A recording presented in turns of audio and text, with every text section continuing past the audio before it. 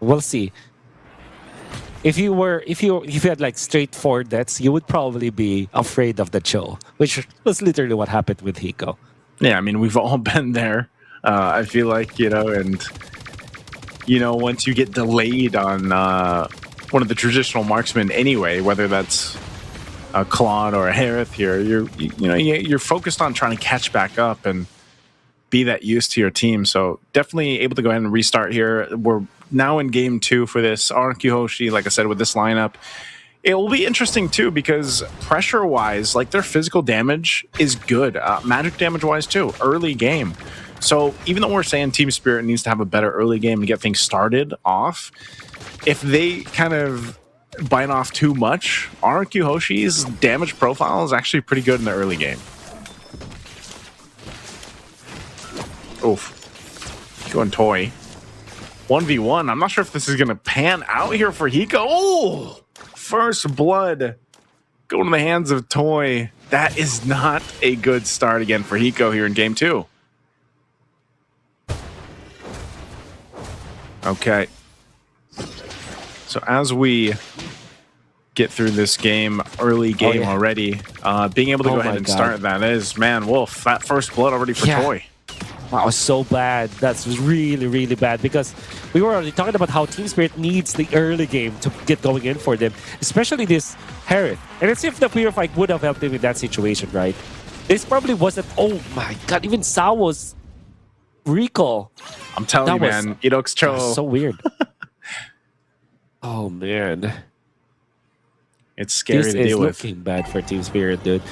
I think it's the Farsight that show that has the priority in the mid lane, but at the same time, Kimi and Gacha, they're not pushovers either. This is a very strong combo, but we'll see how they will deal with the turtle.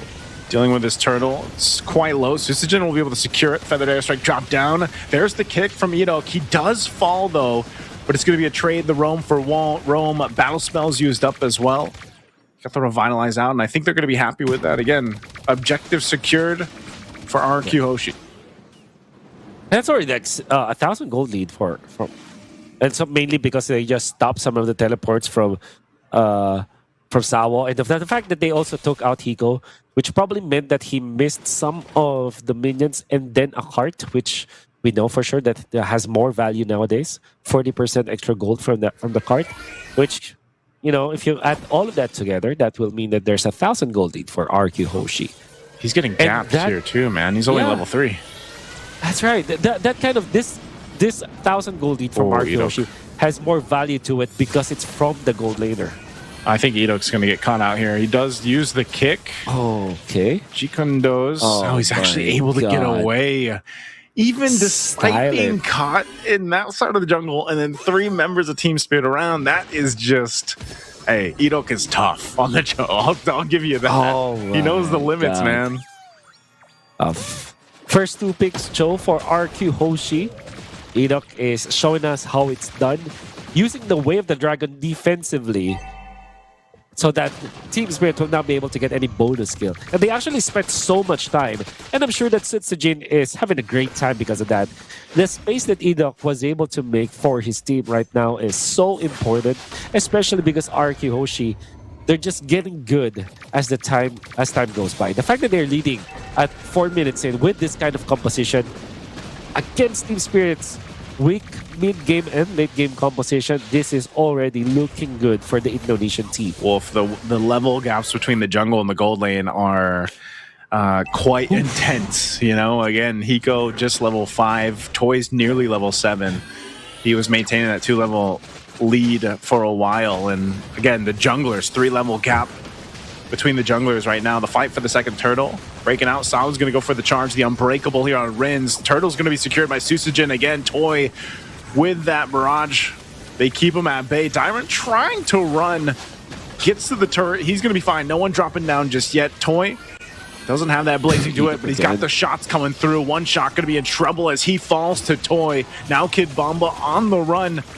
And they're still trying to get away from this. I'm not sure if they're going to find more. Starting up this purple buff as well. They do take that. Oh, even Idok getting in front of the backshot. There will be a little bit of a chase here, but Rince is going to be able to get out Idok as well through the wall. And it's looking really, really easy for RQ Hoshi to get out of these team fights because of how well their advantage is. Yep. They're surviving for long enough, and also it's easier for them to disengage. Yeah, they can. And, you know, at this point, this is where turrets start to fall. They're able to go ahead and get things on the map, too. And if they can continue on, that's troubled territory to be in, man. RQ Hoshi just finding the wins where they can here.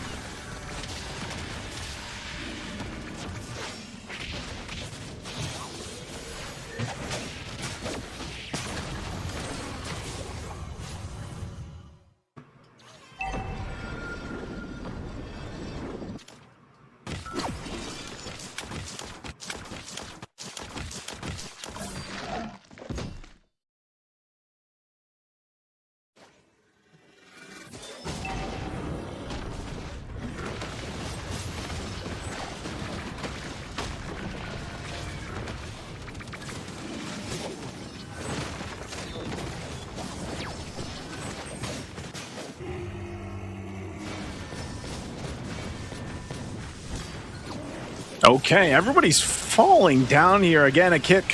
One shot going to be in trouble as he's focused down in the jungle. Sutsujin gets a kill.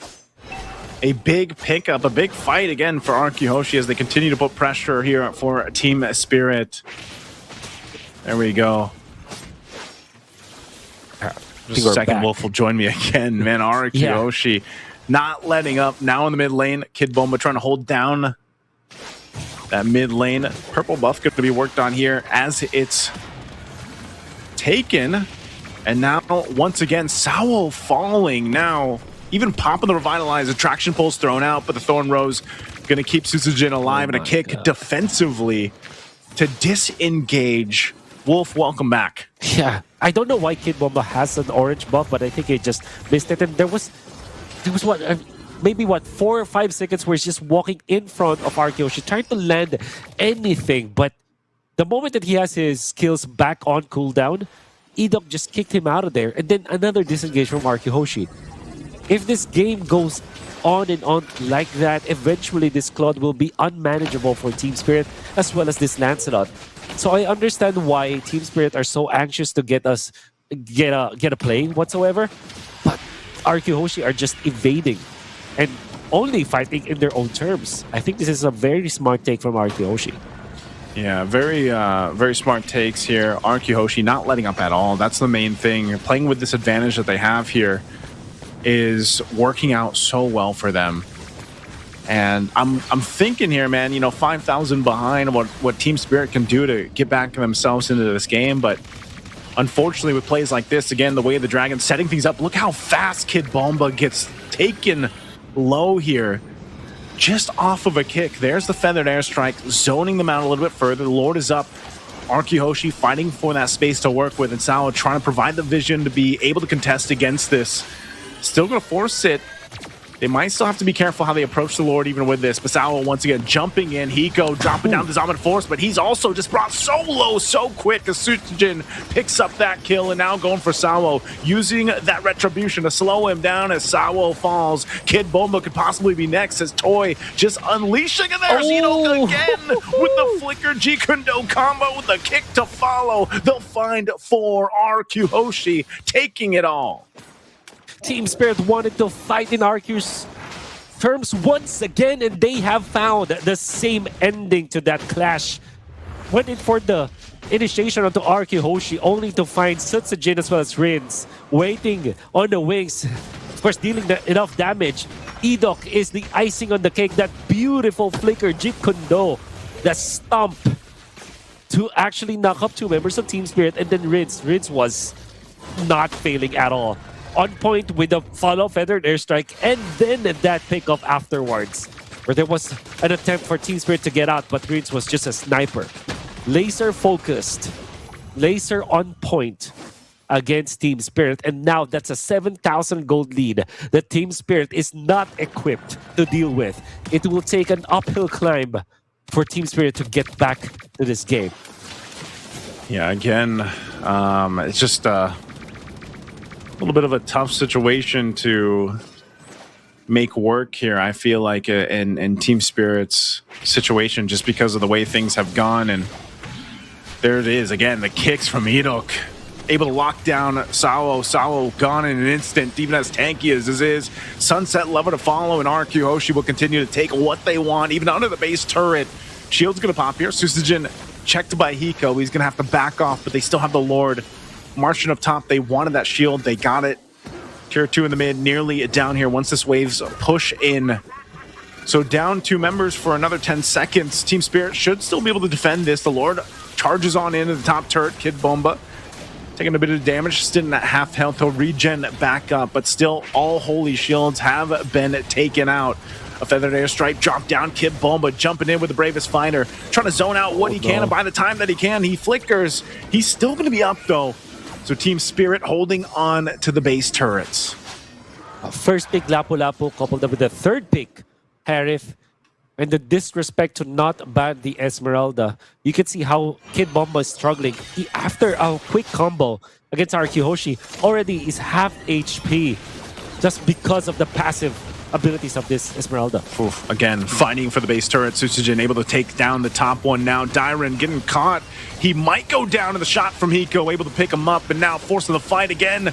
A blazing duet from Toy, able to set it all up here in the base, and a kick from Irok again. They're looking for the wipeout. It's always only Sawo left alive, and RQ Hoshi knows it. With a wave pushing up top, it's only Sawo. As a guardian as he is, he won't be able to 1v4. The waves are going to be pushing on in. A feathered airstrike drop down, and again, Sawo falls. That's a wipeout, and RQ Hoshi will take the series.